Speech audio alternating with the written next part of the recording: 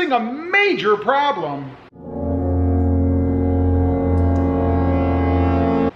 with my Jeep Gladiator cold air intake. Well, good morning everybody, and welcome back to Robmotive JT. And that's right, today I'm going to fix a major problem, earth-shattering problem, with my Jeep Gladiator's cold air intake. Now, let me qualify this a little bit. May not be a major problem for everybody, but it's been at least a big pet peeve of mine since I put the cold air intake on. Now, let's take a look. What I'm talking about, you've got the cold air intake over here, of course. Everything is copacetic, nice, smooth flowing. And then you get down here to the MAF sensor. You know, the thing that causes all the trouble if you don't get it in correctly. Well, on the original, the OEM version, it had a couple of little holes where you could plug these little holders into to keep this wire nice and secure, right? The new one doesn't have that. There's nowhere to fashion to put these in on the new cold air intake. I think the other one was on the resonator somewhere here, some sort of a clip-in or something. Now, I did kind of finagle a little one here to hold this side coming off of this connector here, but there still was nowhere to put anything for this part, even though we still have these two dangling here. So I've been looking around and I discovered that there is a void right here on the shroud, I guess it is, for the fan, where there isn't anything. It's away from the radiator and anything else that might be under there, right? So I figured if I pulled this piece off, which I'll show you in a second, it's pretty easy to do, I could look under there and see if there indeed was anything in the way, and if not, then I could just drill a hole through there to be able to stick this little holder in, which is exactly what we're going to do. Now, to take this piece off, in case you want to verify for yourself, if you have this major problem with your Jeep Gladiator's cold air intake, there's just 4 pins right across the front of this thing, and then it tucks in underneath the grill here. So, I've already pulled 3 off. They just pop out with a little trim tool removal tool, and you have this little push pin kind of thing. That's it. So, I've removed the others. Again, there are 4. Okay, I actually dropped one of these pieces, and it fell down, bounced around, and ended up sitting right on top of the skid plate below, so I found it. Anyway, relief there, because I couldn't find any other ones over in my toolbox over there that actually matched.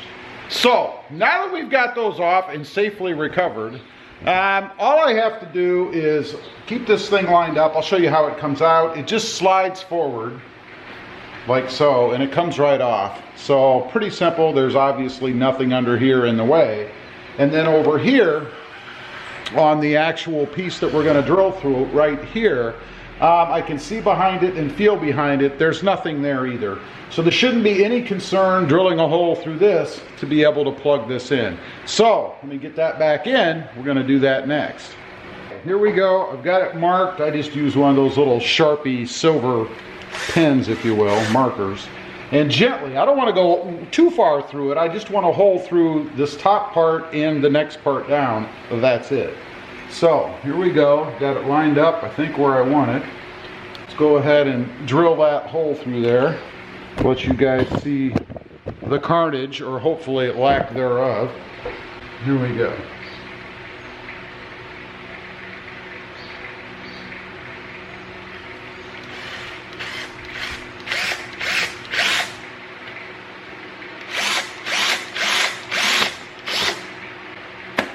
That should be it. Feel down there, make sure. Yeah, I can feel the hole from underneath. So that's all there is to it. Now I should, fingers crossed, there you go, be able to stick this little holder right through there. That's the plan. I think before I do that, I'll go ahead and put the other holders back in just so they're, just so the other one, the new one, is out of the way.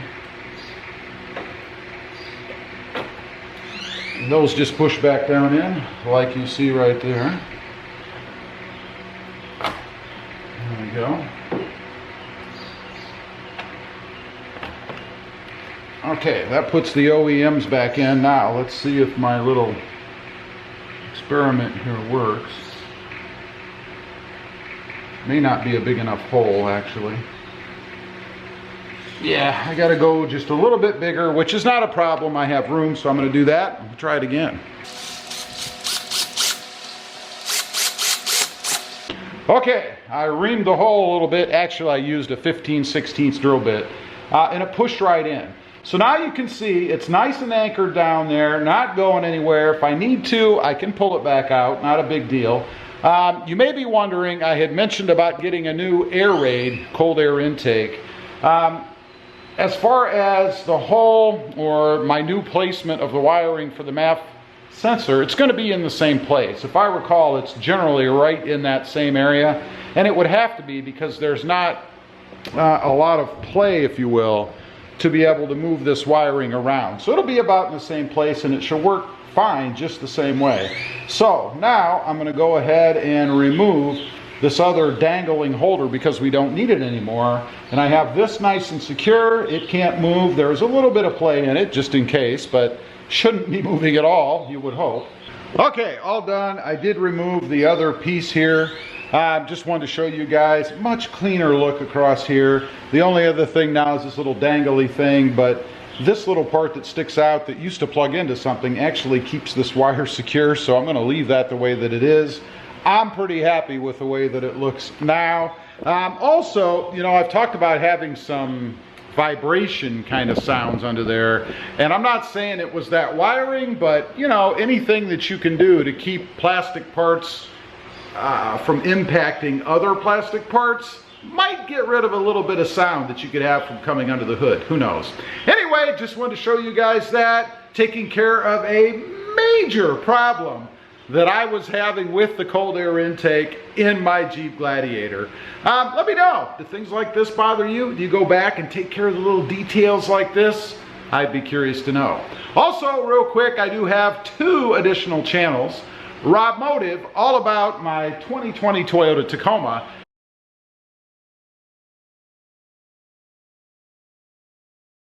And Rob Motive Tundra, about my pursuit of the upcoming redesigned Toyota Tundra. Check them out, and if you're interested, please consider subscribing. Don't forget, click that notification bell so that you don't miss out on any upcoming videos. And do me a favor, smash that subscribe button on the way out. Thanks for watching. Stay safe out there. Bye.